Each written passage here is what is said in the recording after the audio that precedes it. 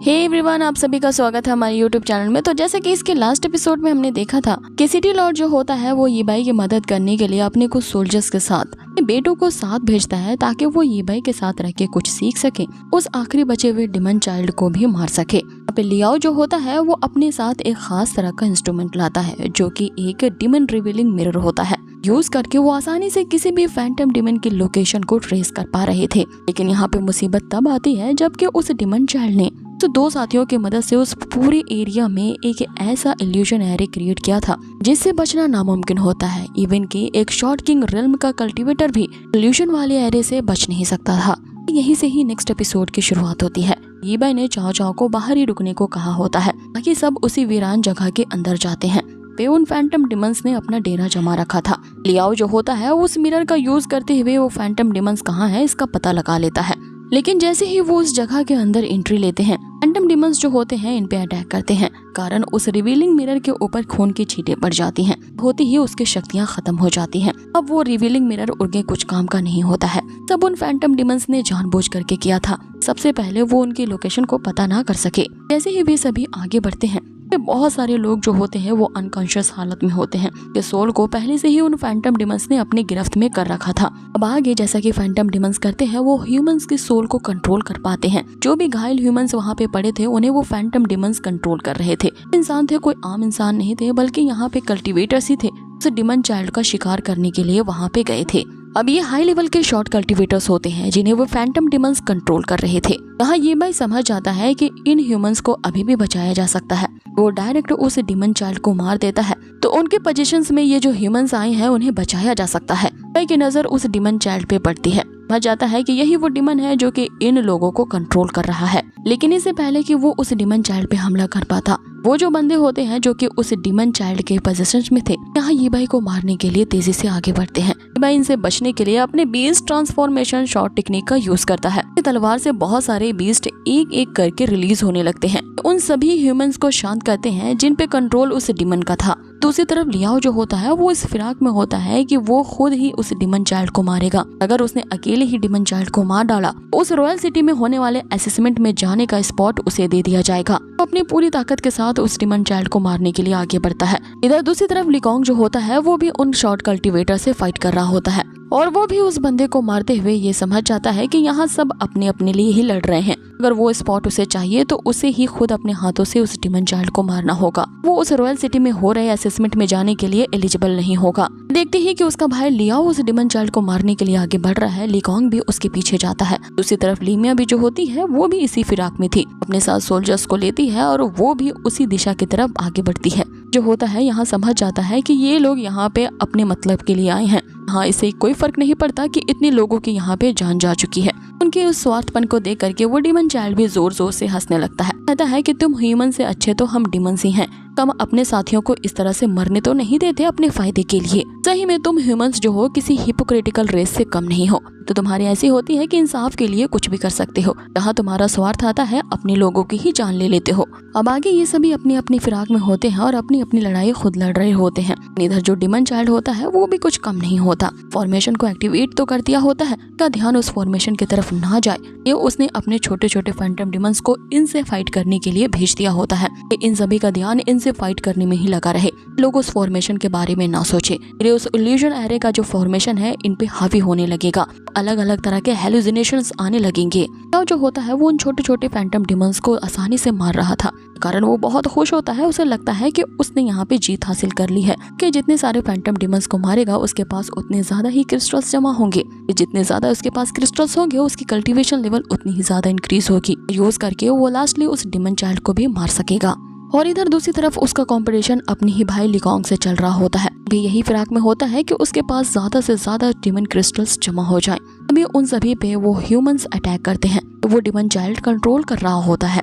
अब यहाँ पे इन सभी के बीच हमें एक जबरदस्ती फाइट दिखाई जाती है जिसमें लीमिया के सामने एक बंदा आ जाता है जो उसे मारने ही वाला होता है।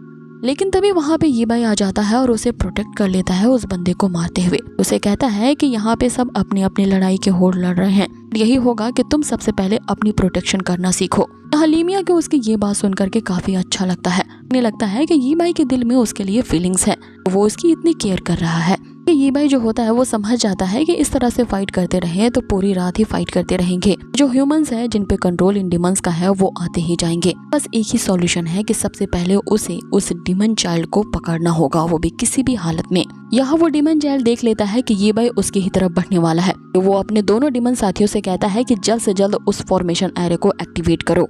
कि वो दोनों डिमंस वहाँ पे लगाए गए उस इल्यूजन फॉर्मेशन को एक्टिवेट करते हैं। जितने भी लोग होते हैं सब उस इल्यूजन के एरे में आ जाते हैं। अब ये जो फॉर्मेशन होता है इसने अपना काम शुरू कर दिया होता है। यहाँ पे ली बाई को ऐसा भ्रम होने लगता है जैसा कि उसने पहले कभी फील नहीं किया था। सामने उसी रॉयल सिटी की प्रिंसेस मिंगवे को देखता है। पहले उसने मदद की थी और मिंगवे से उसने वादा किया था 1 साल बाद उससे मिलने के लिए वहाँ पे जरूर आएगा। फिर मिंगवे ने बताया था कि उसकी शादी कमांडर तूबा से तय की गई थी। ये बाई को ये हेलुसिनेशंस आ रहे थे, मैंने उसे धोखा दिया है और वो तूबा के पास जा चुकी है। हाँ, वो मिंगवे से कहने लगता है कि आखिर तुमने मुझे धोखा क्यों दिया। मिंगवे उसे कहती है कि मैं एक डायनेस्टी की प्रिंसेस हूँ, मैं तुम्हारे जैसे पहाड़ों और बीहड़ में घूमने वाली कोई मामूली इंसान नहीं। इसे कैसे सोच लिया कि कोई राजकुमारी तुम्हारे प्यार में गिर जाएगी। स्टेटस देखो और अपनी हालत देखो, हम दोनों का मैच ही नहीं है। अब यहाँ पे जो तूबा होता है वो भी ये बाई की बेइज्जती करने से पीछे नहीं हटता। वो यहाँ उसे कहने लगता है कि तुम जैसे लो क्लास वाले सपने में भी हमारी औकात के बराबर नहीं आ सकते और तुम्हारी औकात तो हम जैसे नोबल के नाखून के बराबर भी नहीं है।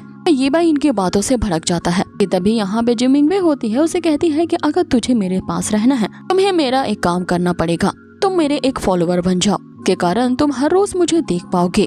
कम से कम तुमने जो मुझसे वादा किया था ये तो पूरा हो जाएगा। इस पे तोबा उससे कहता है कि जब ऐसे ही बात है तो मैं तुझे उस डायनेस्टी पैलेस में कीपर की नौकरी पे रखवा दूंगा, से तू इसे हर वक्त देख पाएगा।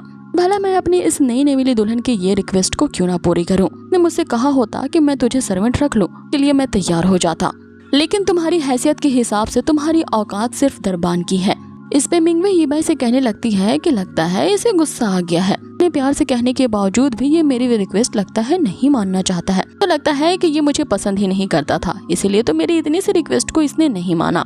तभी यहाँ वो जो तोबा होता है अपने सोल्जर्स को बुलाता है और यीबाई पे अटैक करने के लिए कहता है। भाई इस बात से और भी भड़क जाता है और उनसे कहने लगता है कि आखिर तुमने ऐसा करने की हिम्मत भी कैसे की, ये कोई भी इस तरह से ह्यूमिलिएट नहीं कर सकता। अब यहाँ पे सीन चेंज होता है और हम देखते हैं कि यीबाई जो होता है उस हेलुसिनेशन वाले भ्रम से बाहर आता है। वो अपने सामने उन्हीं सारे बंदों को देखता है जो कि उन डिमंस के पोजीशन में थे। वो उन पे अटैक करने लगते हैं। यीबाई इनके अटैक को आसानी से डॉज कर लेता है। उसी तरफ ली कॉन्ग जो होता है उस पे भी हेलुसिनेशन का असर होना शुरू हो चुका था। हेलुसिनेशन होते हैं अब उस पे हावी होना शुरू हो जाते हैं। तो जो लिया होता है उसकी भी हालत ऐसी ही होती है।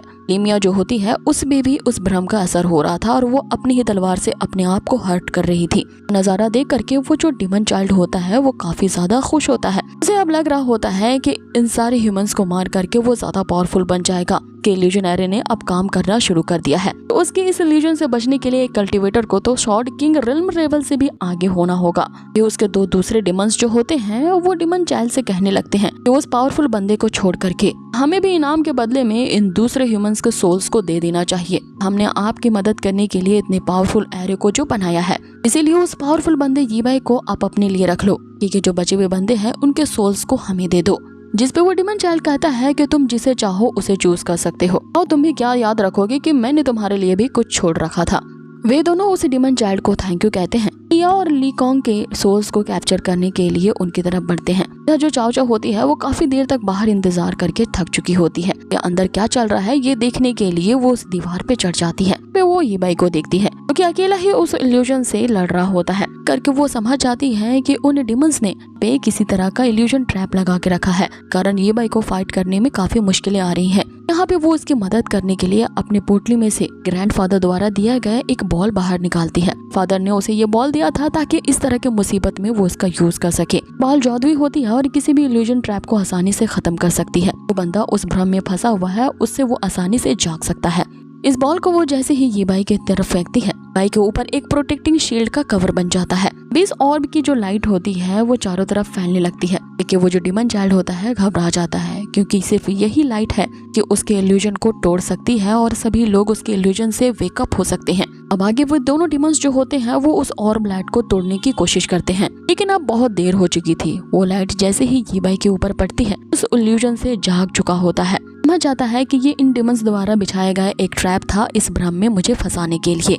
के तुरंत बाद वो देखता है कि उन डिमंस की तलवारें उस पे अटैक करने के लिए आ रही हैं। ईबाई ने इन दोनों ही अटैक को आसानी से डॉज कर लिया होता है, लेकिन तभी हम देखते हैं कि उस डिमन चाइल्ड ने एक बहुत बड़े जेली फिश का फॉर्मेशन वहाँ पे क्रिएट कर दिया था कि दो जो डिमन साथी होते हैं उन्होंने भी अपनी पावर का यूज कर दिया होता है कि ऐसी सोल फ्लेम एक्टिवेट कर दी होती है जो कि उस जेली फिश से जाके मिल जाती है। ईबाई भी काफी ज्यादा शातिर है, उनके इस पावरफुल अटैक से वो डरने वाला नहीं है। वुडन शॉट का मात्र एक ही स्ट्राइक का उसने यूज किया होता है, तो वो तलवार जो होती है वो उस जेली फिश के अंदर चली जाती है। तो जेली फिश का फॉर्मेशन तो वहीं पे खत्म हो जाता है। ये बात उन बाकी दो डिमंस के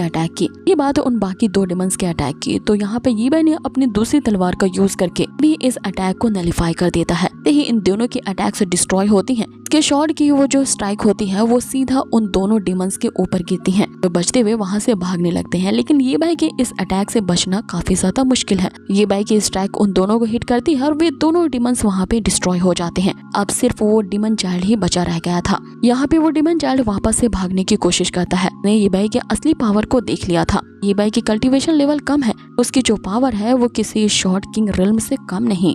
की तो कोशिश करता है, लेकिन ईबाई उसका पीछा जारी रखता है, ये कहते हुए कि तुमने इतनी ज्यादा ईवल हरकतें यहाँ पे की हैं, आसानी से मेरे चंगुल से तू बच नहीं सकता। जिसपे वो डिमन चाइल्ड उसे कहता है कि मुझे मारना इतना आसान नहीं होगा बच्चे। और ईबाई के उस पावरफुल अटैक को उस डिमन चाइल्ड ने अपने हाथों से रोक लिया होता है। ईबाई भी हैरान रह जाता है कि उसकी ये वो जो डिवाइन शॉट है वो भी डैमेज हो चुकी है। इस तरह के डिवाइन वेपन को इस डिमन ने कैसे रोक लिया, वो भी इतनी आसानी से। ईबाई ने अपने इस डिवाइन शॉट की पावर को और भी ज्यादा इंक्रीज कर दिया था और यहीं पे ही खेल खत्म होता है। इस डिवाइन शॉट के इफेक्ट को वो डिमन चाइल्ड बर्दाश्त नहीं कर पाता, उसकी बॉडी से ईवल एनर्जी रिलीज होने लगती है। पहले कि हम जान पाते कि आगे क्या हुआ, ये एपिसोड यहीं फिनिश कर दिया जाता है। गाइस कमेंट में बताओ कि आप लोगों को ये आज का एपिसोड कैसा लगा है, और हाँ अगर वीडियो जरा से भी पसंद आई हो तो प्लीज इसे लाइक करें बगैर ना जाएं। लोगों को पता ही है कि जो आपके लाइक्स हैं वो हमारी मोटिवेशन का सोर्स है। ज्यादा से ज्यादा इस वीडियो को लाइक करो ताकि इस तरह के और भी वीडियोस आपके लिए मैं जल्द से जल्द ला सकूं। जल्द मिलते हैं इसके नेक्स्ट अमेजिंग से एपिसोड पे। Till then